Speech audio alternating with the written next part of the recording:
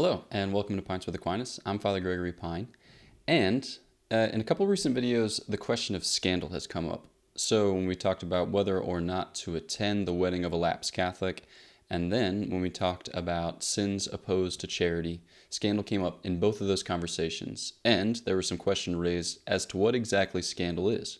So I thought we could just take a look. Here we go.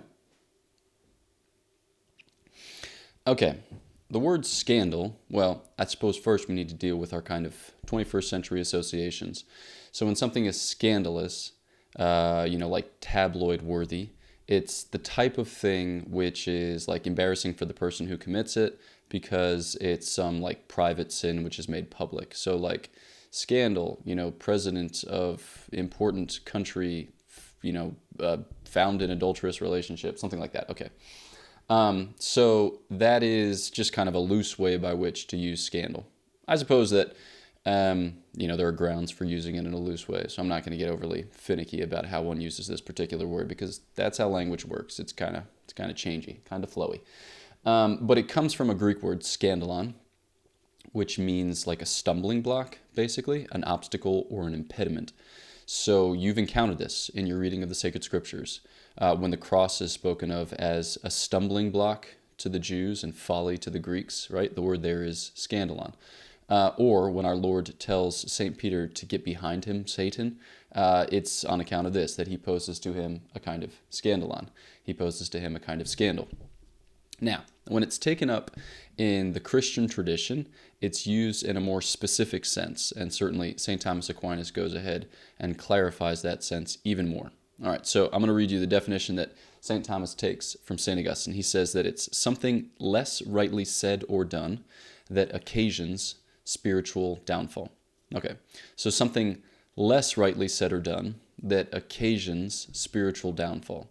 So in a kind of broad sense, it's basically when you say or do something that could have been better said or done, and the fact that you did it as you did gives occasion for someone else to get tripped up spiritually. So notice, it occasions it. It doesn't cause it in the strict sense. Why? Well, if you think about it at the level of first principles, we each remain free. So as created to the image and likeness of God, we have intellects and wills, we have spiritual powers, which are, I don't know exactly how you describe this in a simple way, but they're underdetermined. So we've got options, we've got free will, and as a result, when somebody does something less rightly, or when someone says something less rightly, it doesn't make it so that you have to sin, okay? So it occasions it, it doesn't cause it. That's the first thing. So what is it about this particular word or deed which is lacking? Well, basically it lacks a certain rectitude, okay? So it ought to be in this, that, or the other way, but it's not. All right. There was a video in the past where I just kept explaining things, but I never gave any examples, and people were like, hey, chief, examples. All right, so I think that this is an excellent opportunity to clarify what we're describing with a couple of examples. All right. So say, for instance, that I'm in a position of, like a priest. I mean, don't say that. That is the case. All right. And so I'm responsible for teaching the faith and teaching the faith well. Now, sometimes you encounter situations where somebody comes to you looking for an opinion about the faith, and it's evident that they have already gone shopping, right? So they already have a variety of opinions garnered from a variety of other seemingly trustworthy sources, and they are trying to get your approval, or they're seeing what you think about it more innocently, if we want to describe it in that way.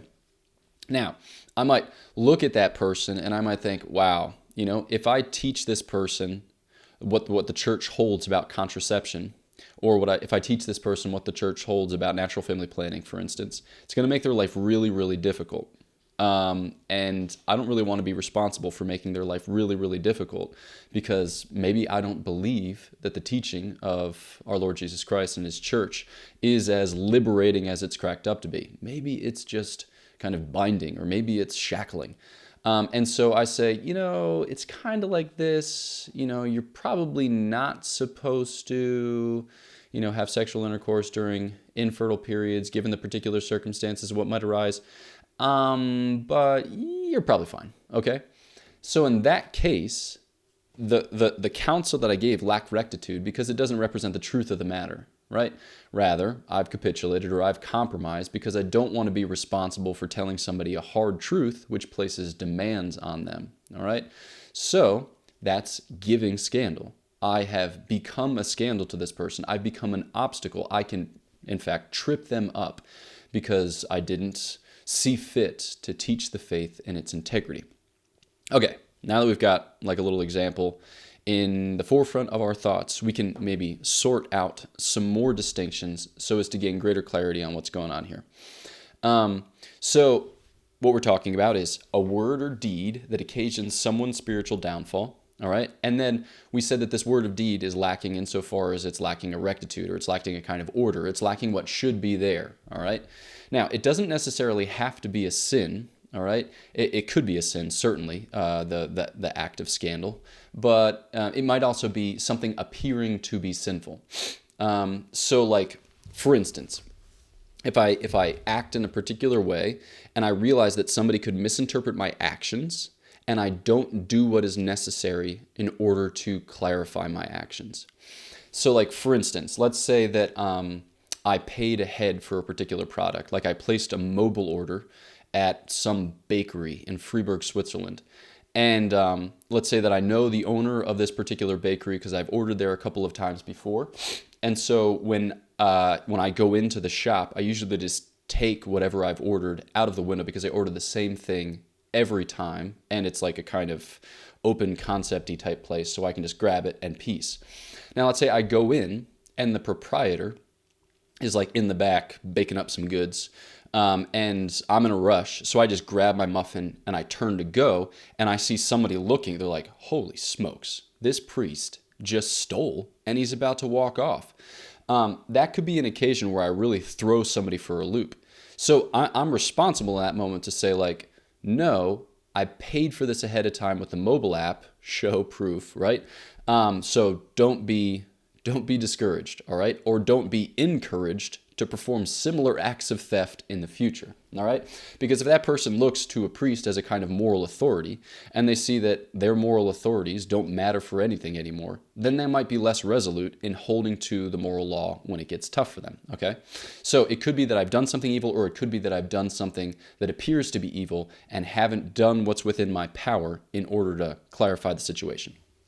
All right, so that's one little distinction. Here's another little distinction. We talk about scandal as either giving scandal, all right, or as receiving scandal, all right.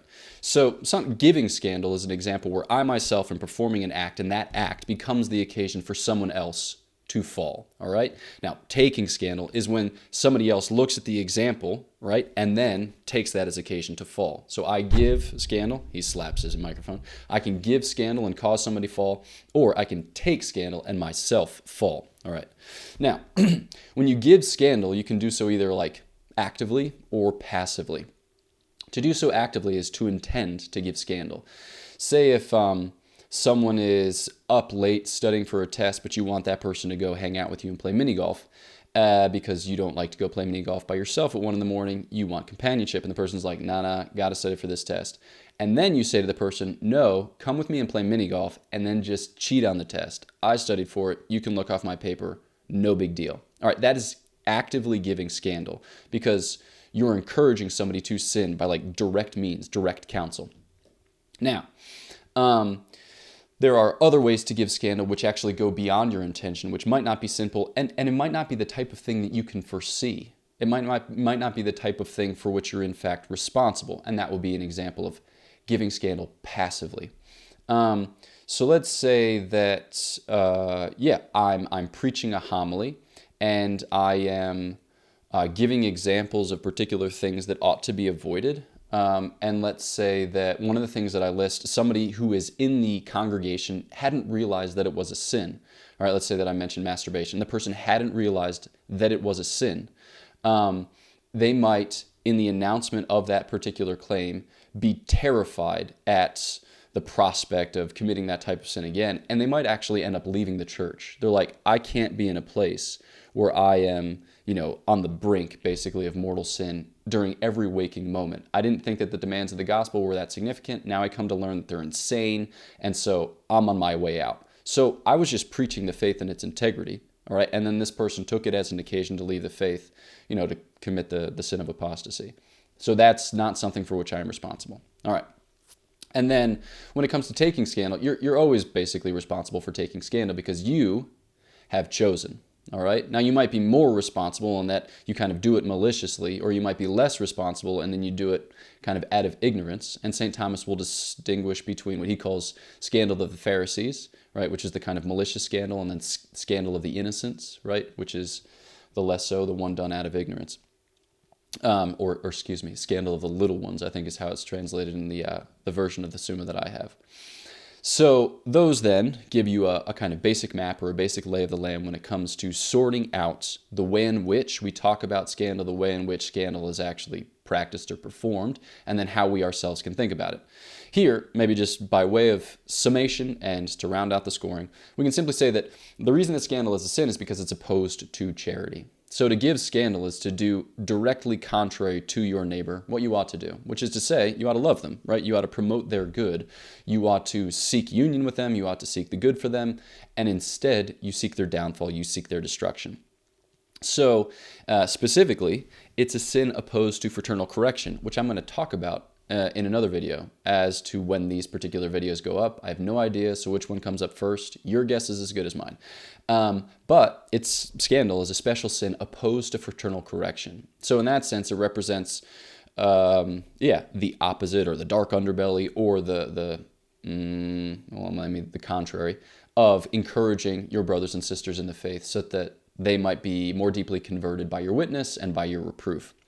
So I guess the kind of spiritual cash value of cognizance or awareness of the sin of scandal is that we ourselves are responsible for testifying to the truth, for sharing the truth, and for living in the truth. Because when we live in the truth, we give others occasion to do the same. But when we don't, we give others occasion to live in a falsity, which can ultimately undermine their spiritual good. So don't give up on the truth. Seek to abide therein, because it's worth it for you and for those whom you love. Boom. If you haven't yet, please do subscribe to Pints with Aquinas. Push the button and the bell. You'll get emails. Things will be great. And if you haven't yet, please do check out Godsplaining, which is a podcast to which I contribute with other Dominican friars. Man, stumble.